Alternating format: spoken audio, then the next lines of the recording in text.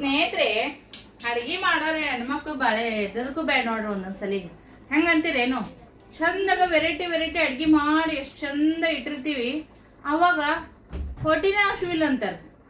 ಒಂದೊಂದ್ಸಲಿಗ ನಮಗೂ ಬ್ಯಾಸರಾಗಿರ್ತೈತಿ, ಹೆಚ್ಚಿನ ಕೆಲಸ ಮನೆಗೆ ಏನಾದ್ರು ಆಗಿದ್ರಂತೆ ಸಿಂಪಲ್ ಆಗಿ ಅಡ್ಗೆ ಮಾಡಿದ್ರ ಅಯ್ಯೋ ಇವತ್ತು ಇದನ್ನೇ ಯಾಕೆ ಮಾಡಿದಿ ಅಂತೇಳಿ ಜಗದಾಗ ಎಲ್ಲೆಲ್ಲಿ ಇಲ್ಲಾರ್ದು ಹೊಟ್ಟಿ ಹಸು ಅವತ್ತಾಗ್ಬಿಟ್ಟಿರ್ತೈತಿ.